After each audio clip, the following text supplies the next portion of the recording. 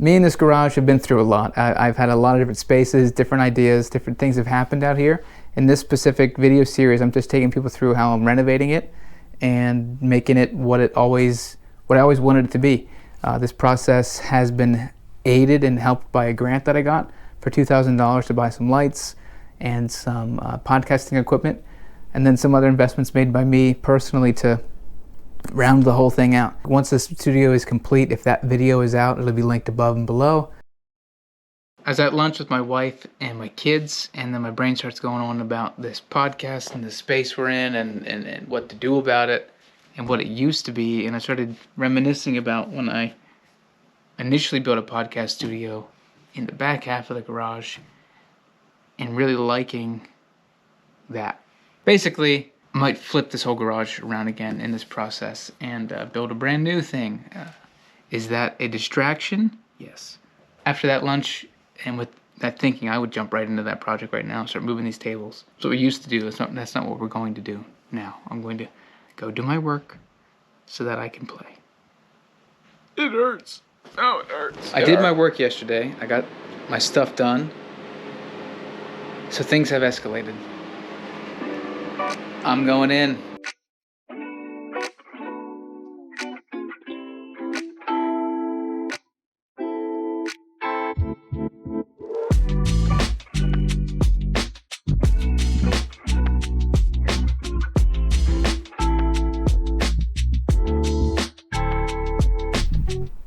So if you saw my last video, you'll immediately notice that the black sound curtain's not there anymore.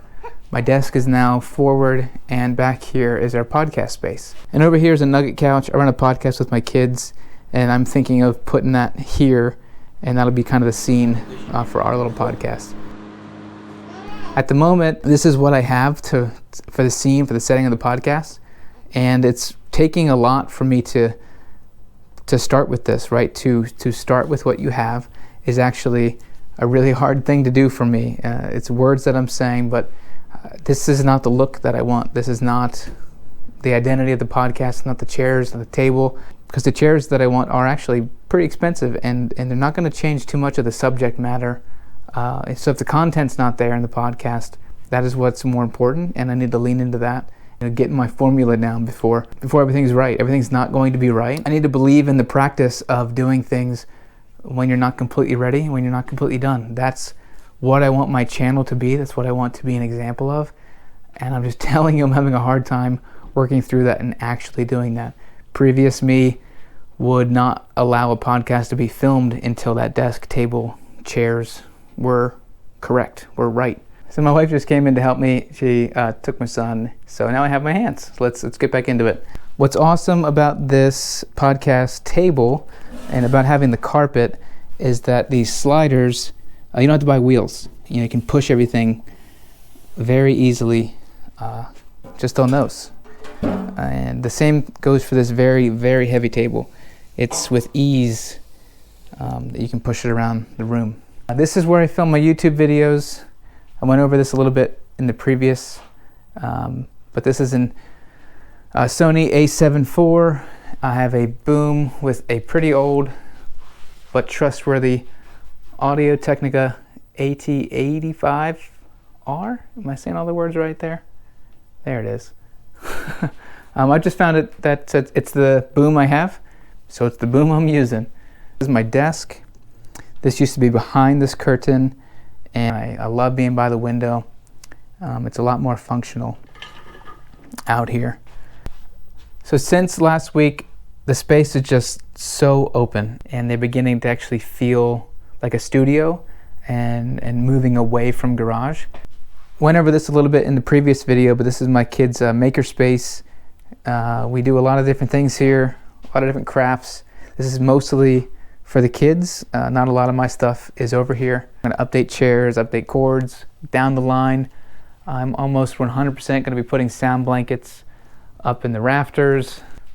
I hope that sharing my journey and showing my space is an encouragement to you and gets you to start with what you have and with where you are.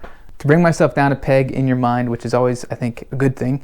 I have collected this gear and this stuff over nearly 10 years now. I have been in the video work, been in video business.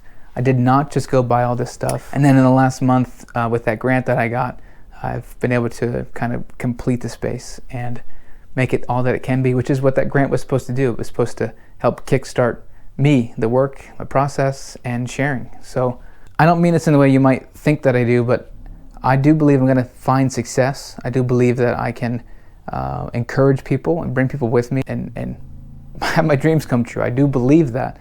I honestly did not expect people to show up on the first video. I just want to say thank you.